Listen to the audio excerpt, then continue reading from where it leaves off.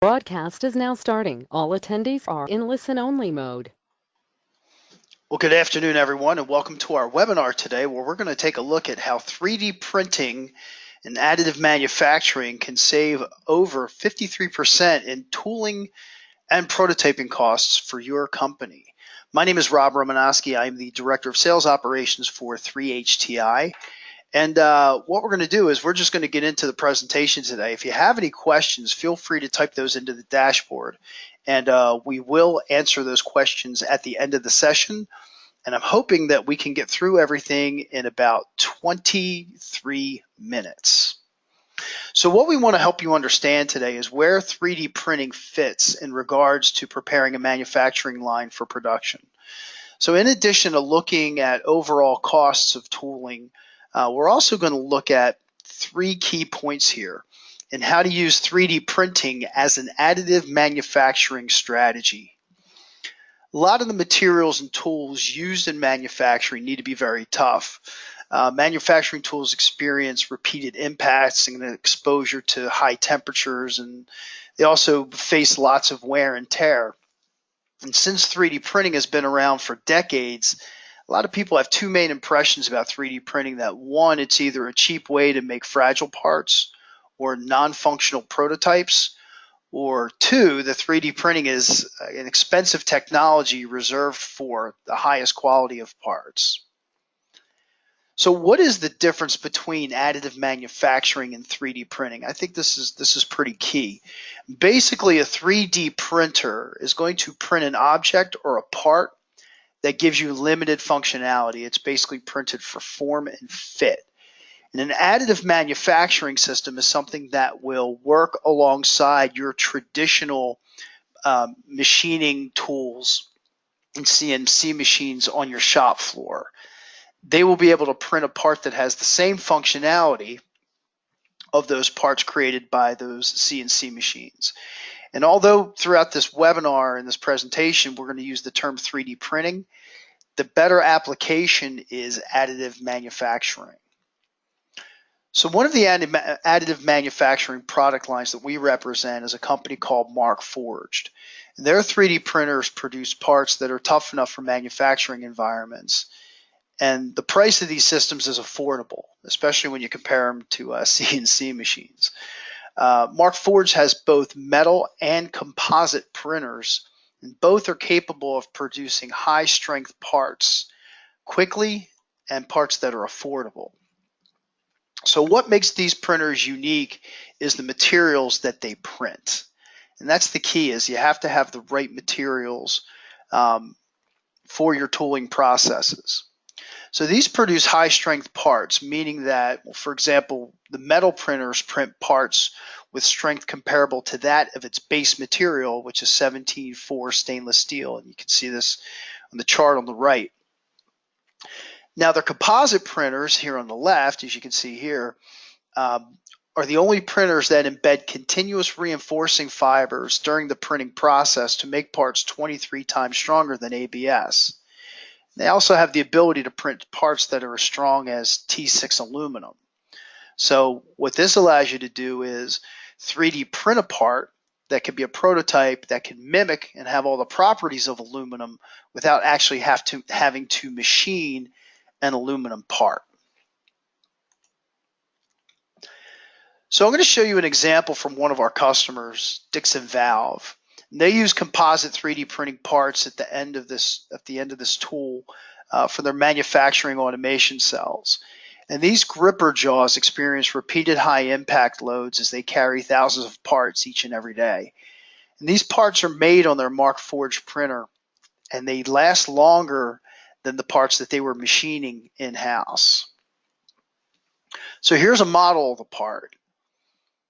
And what we're going to show here is a cross section of the part and show how it's designed and built internally. So this cross section, this is how it looks in Markforged's proprietary software called Eiger, and this is the cutaway view. So there's two materials here. You have onyx, which is represented here in white, and the fiber, which is going to run along the edge in yellow.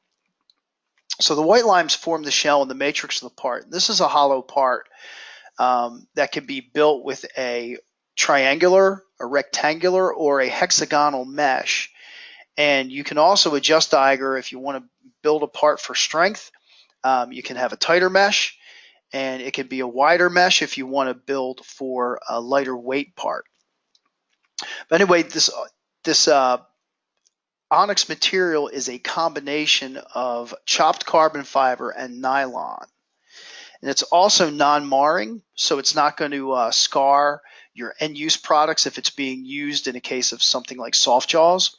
And it's also chemically resistant to coolants and machining fluids.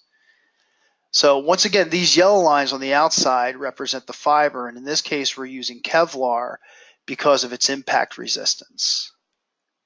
So now this is the actual part itself cut in half after it has been printed. So in this cross section, you can see the Kevlar in yellow is a continuous strand.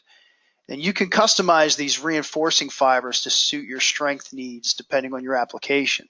But in this case, we've chosen to reinforce the shell of the gripper jaw because the load force from the grippers is applied on the gripping face.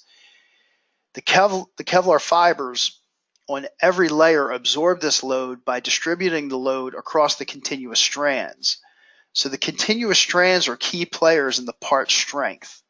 With different fibers and reinforcement patterns that you can select within Eiger, you can then optimize your printed part for whatever your loading condition may be.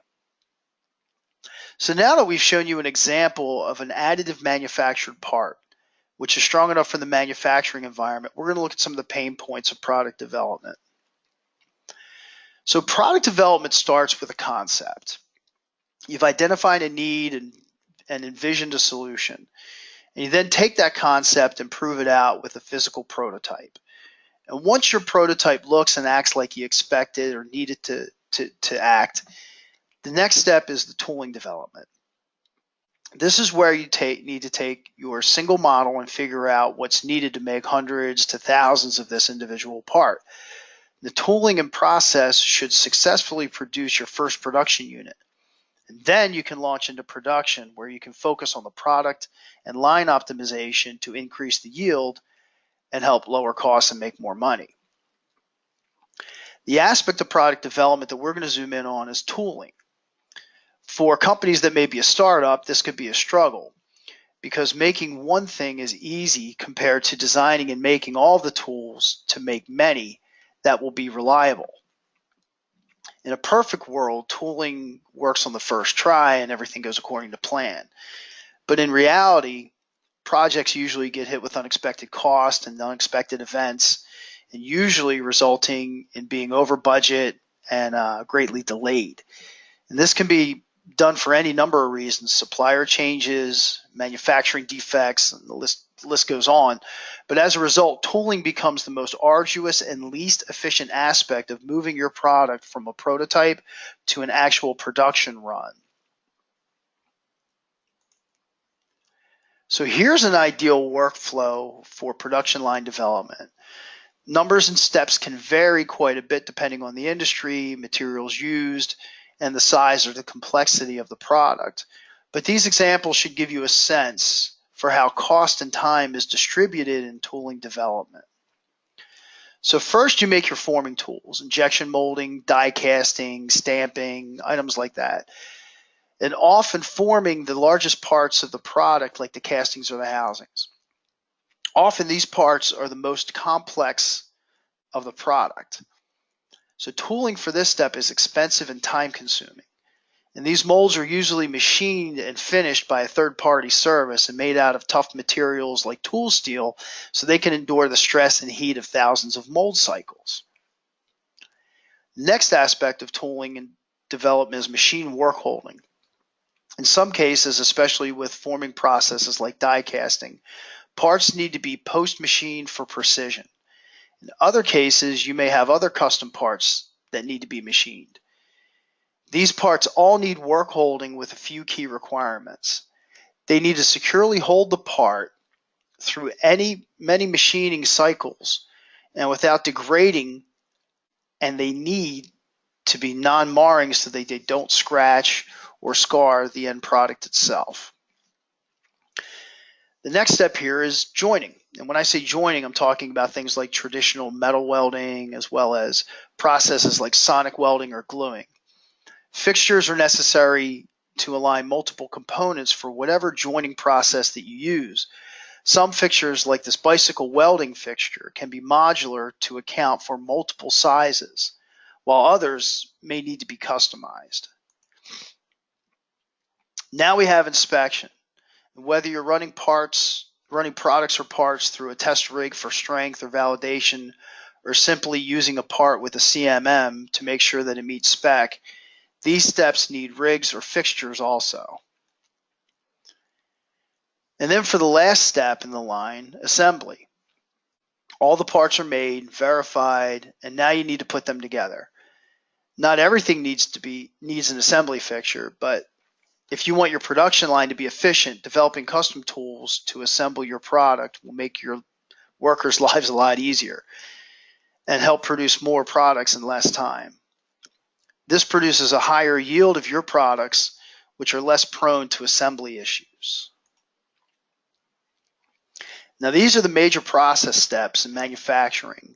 And once the tooling for each step is done, you can move on to the next one and get your line running.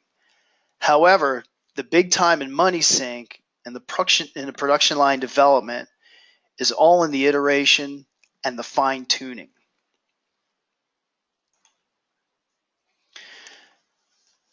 This can add up to 7 to 18 months worth of work and over $100,000 in costs. And this is often why launches are delayed by months and sometimes even maybe a year or two. And usually you can end up somewhere around 200 to 300% over budget. Each tool in production needs iteration to be successful. So for example, an issue with an initial injection mold design could cause flow issues with how the plastic fills the mold. And this means the parts it produces are out of spec. During the assembly process, workers on the line will see if the order of the steps were changed. They could have a higher yield, so what they'll do is they'll design new fixtures. Sometimes there can be severe issues downstream that require a product redesign. So for example, a supplier for a critical component of your product could discontinue or update their product. And these changes will force you to reevaluate your product's design. Then before you know it, you'll be sent back to square one. You'll need to find a compatible substitute, verify that it meets specifications, and redesign your product to make it work. The whole process change equates to thousands of dollars and months of work that you may need to do over again. A startup company often can't go through these revisions until they get enough money back from their first round products in order to make production again. So this may be years before the product works reliably and as expected or as planned. There's a bunch of other reasons to get pulled back to square one. There could be supplier changes, alternate subassemblies for production differentiation, or a change in the process is made as the production ramps up. That long term will allow for more products to be made in less time and cut down on labor and scrap. This creates edits to the product that have the potential to restart the process over and over again. Line improvements and fixes that only are realized after small batch production has started. And all these things come at a cost, and you need to run through another iteration of tools. In some cases, you may not be able to go all the way back to the beginning because you never knew what you never know what unexpected roadblocks are going to come up. But that does not mean that you are free from the cost of another iteration with these tools.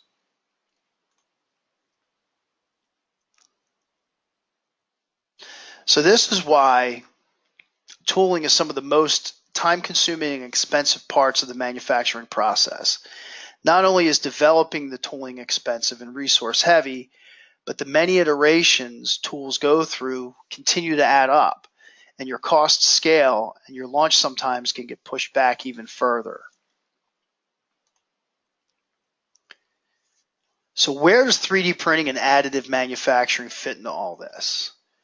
We know that high-strength 3D printers with continuous strands of composite fibers can create tooling and fixtures capable of a manufacturing environment. So now we'll go into how we can take this timeline and cost and estimation and turn it into this here, an 80 to 90% drop in costs. And going from multi-year manufacturing line development to getting your line up and running within months. We're not removing the iteration steps. Those are all critical success to your line. We're just making them affordable and efficient. The other thing that we're doing is we're taking time away from your in-house machines and your CNC machines to make these tools when they should be making your products. So that's going to save a lot of time and money costs as well. Also, if you have workers who are assembling fixtures by hand, we're taking that time away out of their hands and we're putting everything onto a 3D printer, or what I call an additive manufacturing system. So basically, the 3D printer will work alongside of your in-house machines and CNC machines on your shop floor to take all the time and all of the demand for tooling away from your machines that are supposed to be printing your products. Your 3D printers then print your tooling, your jigs, your fixtures to help save time and money. So the first step in forming, we're going to look at an example from a company called Humanetics. They make crash test dummies for safety testing. So one of the parts that they need to make for these dummies is a silicone neck ring. And they used to have to get these parts, get these molds machined, and due to their complex geometries, they were extremely expensive. They cost about $20,000. They can now print fiber reinforced molds for this application for only $130. The printing process makes these molds extremely affordable and reliable, and they can have these molds in just a matter of days. For this one part alone, they reduce the mold cost by 99%. So the cost and time of forming tool process can drop substantially. Now here we have soft jaws for machining process and manufacturing. And you can see the jaws are holding the part, the jaws have been 3D printed, and they're reinforced with Kevlar so that the clamping load distributes around the fibers and holds the part securely. And the jaws are non-marring so they won't scratch the part. They're also conformal so the jaws match the curvature of the part, giving it a fit snug. Normally, conformal jaws are a compromise because they entail higher feature complexity, which increases the cost of the jaw. Here we save about 95% on the cost, and again, these can be printed overnight. So we cut the machining work holding iteration process down by that much as well. Next is joining. The high heat deflection temperatures of our composite parts make them suitable for MIG and TIG welding, and precision alignment features can be designed into the fixtures. This can be done for gluing and sonic welding as well. Overall, with printed risers and in some cases using metal parts for contact points, you can use custom fixtures to reduce setup time of the joining process and ensure precise alignment. So those costs will drop as well. And even if you're just using the 3D printed components for the first and second prototype fixtures as you refine the process, you're still already saving thousands of dollars and weeks of time integrating additive manufacturing into your ramp-up workflow. Next is inspection. Traditional inspection fixtures are usually generic and can do a lot of different things that require high setup time. With our printers, you can design standalone work holding fixtures that eliminate the setup time and precisely hold parts and obtain accurate measurements during inspection.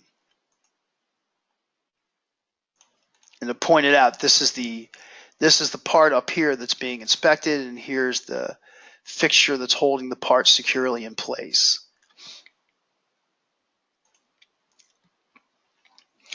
We talked a bit earlier about how this relates to testing rigs if your product needs to undergo testing for quality verification, and our printers can help here too, providing high strength parts for testing rigs available the next day. So this will also drop your time and costs.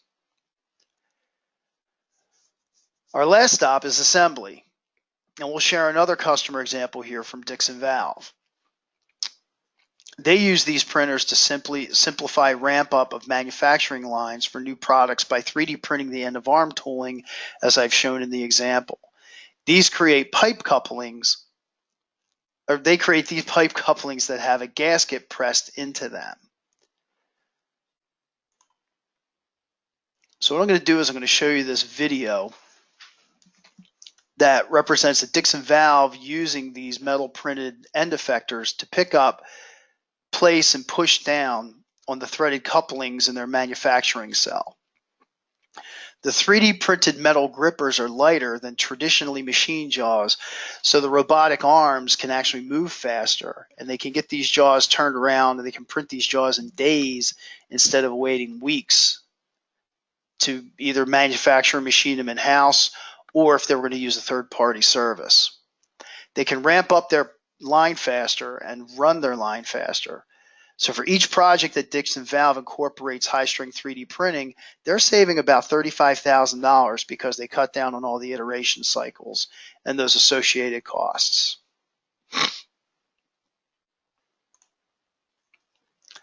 So their costs can drop from thousands to hundreds, and their iteration cycle drops from weeks to days.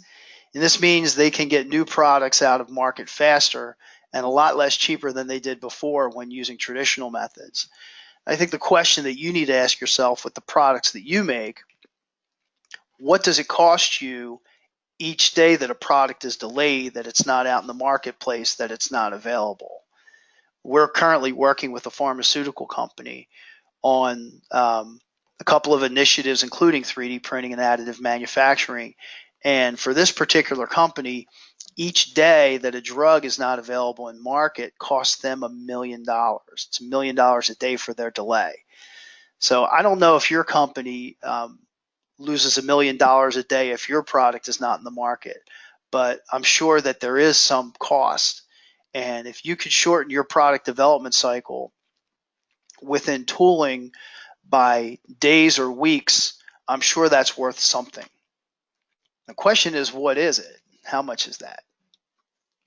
So in general, comparing the traditional manufacturing ramp up of long lead times and high costs associated with making your tooling to using 3D printing for tooling and work holding production, you can introduce substantial savings into your production line. Engineers will spend half their time waiting for parts to come in. And with a Markforged printer, you can print them out and install them the next day. So a few takeaways. 3D printing with continuous strand composites or metals can provide an avenue for affordable same-day or next-day strong parts. And by 3D printing or using additive manufacturing, your tooling and fixturing on your manufacturing line, you can cut your costs by 80 to 90%. So I said 53 or 57% to use I think what people would consider a more realistic number. But in reality, you can cut costs over 90%. It's really not common that most of our customers in production that have purchased these 3D printers are saving costs that high. I just needed to put a number that I think was more believable to people. Most people don't believe they can save this much, but it's proven that you can. And what we do for our customers at 3HTI is we help our customers prove out the metric of the rate of return on additive manufacturing before the investment. So if you have any questions, please type those into the dashboard now. But if you want to have a conversation with us about your manufacturing process and how we can help and how we can shorten your design cycle, especially utilizing additive manufacturing, you can contact us here directly, or you can respond to any of the emails that you've received from me for this webinar, and we'd be more than happy to have a discussion with you about your process, see where we can save some time and save some costs to help get your products out the door faster, and give you a real world metric and show you a real return on investment for any 3D printer or additive manufacturing system. So that is going to conclude our webinar today. I want to thank everybody for being on, and I guess I'm going to dismiss everybody now. Enjoy your Friday and have a great weekend. And once again, if you have any questions, feel free to contact us. Thanks, everyone.